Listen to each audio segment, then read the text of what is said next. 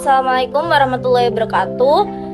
Kami dari kelompok 1 akan mempresentasikan mengenai organisasi kurikulum. Perkenalkan, nama saya Farah Aulia Rahma dengan NIM 25080560063. Perkenalkan, nama aku Sabrina Zahra Nurul Komar dengan NIM 25080055670. Perkenalkan, nama saya Ahmad Irfan Al-Aziz, NIM 25085600064. Perkenalkan, nama saya Amelia Mustaqira dengan NIM 25080560058. Di sini saya akan menjelaskan tentang materi organisasi kurikulum. Ada 4 pembahasan. Yang pertama adalah pengertian dan tujuan organisasi kurikulum.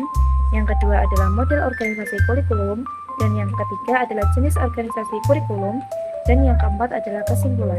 Pengertian dari organisasi kurikulum sendiri adalah cara menyusun dan mengatur bahan ajar pengalaman belajar serta kegiatan pembelajaran secara sistematis agar tujuan pendidikan dapat tercapai. Organisasi ini mencakup penentuan isi bahan pembelajaran, penentuan cara penyampaian bahan pembelajaran, penentuan bentuk pengalaman yang akan disajikan kepada terdidik, dan penentuan peranan pendidik dan terdidik dalam implementasi kurikulum. Nah, tujuan singkat dari kurikulum sendiri terbagi menjadi 4. Yang pertama adalah tujuan pendidikan nasional atau TPN.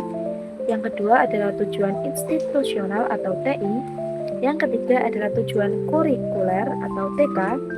Yang keempat adalah tujuan pembelajaran atau instruksional atau TP. Untuk penjabaran tujuan terbagi menjadi 6. Yang pertama adalah mempermudah proses pembelajaran. Materi disusun secara runtut dapat mempermudah pemahaman setiap peserta didik. Yang kedua adalah mencapai tujuan peserta didik. Semua kegiatan pembelajaran dapat sesuai dengan tujuan yang ditetapkan. Yang ketiga adalah menyesuaikan dengan perkembangan peserta didik. Materi disusun sesuai usia, kemampuan, dan kebutuhan peserta didik. Yang keempat, menghindari tumpang tindih materi. Dengan organisasi yang baik, materi tidak berulang-ulang secara tidak perlu. Yang kelima, meningkatkan efisiensi dan efektivitas belajar. Waktu dan tenaga digunakan secara optimal dalam proses pembelajaran. Yang keenam, menciptakan keterkaitan antar materi. Materi pembelajaran saling berhubungan sehingga lebih bermakna bagi siswa. Saya akan menjelaskan mengenai model organisasi kurikulum. Model organisasi kurikulum ada 4, tetapi saya hanya menjelaskan 3. Yang pertama yaitu kurikulum subjek akademis, yaitu berfokus pada penguasaan ilmu, pengetahuan, atau materi pembelajaran. Disusun berdasarkan disiplin ilmu seperti matematika, IPA, bahasa, dan lain-lain. Guru berperan sebagai pusat penyampaian materi.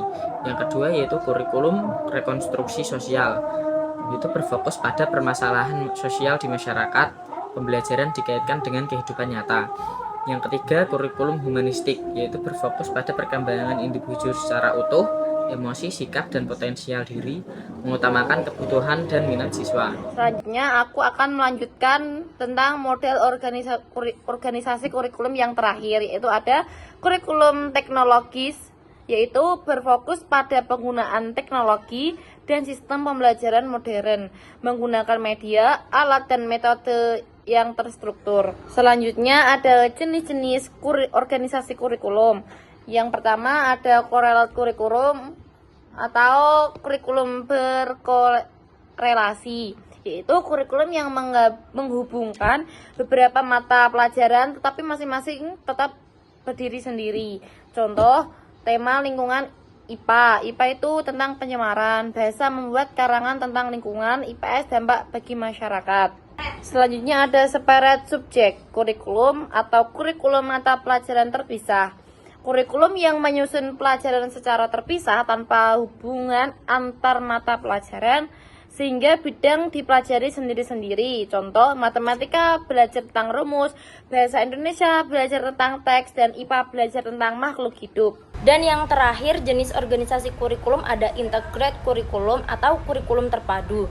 Kurikulum yang menggabungkan berbagai mata pelajaran menjadi satu kesatuan tema sehingga batas antar pelajaran tidak terlihat. Contohnya, temanya air. Dalam tema air ini ada menghitung volume di matematika, menulis laporan di bahasa, dan siklus air di IPA. Jadi kesimpulannya adalah Organisasi kurikulum adalah cara menyusun materi dan pengalaman belajar secara sistematis agar proses pembelajaran belajar efektif dan tujuan pendidikan tercapai. Tujuannya adalah mempermudah pembelajaran, menyesuaikan dengan kebutuhan siswa, serta menciptakan ketertarikan materi. Model kurikulum meliputi subjek akademis, humanistik, rekonstruksi sosial, dan teknologis yang masing-masing memiliki fokus berbeda. Sedangkan jenis organisasi kurikulum seperti Spirit, Correlate, dan Integrate menunjukkan bagaimana hubungan antar mata pelajaran disusun, dari yang terpisah hingga menyatu.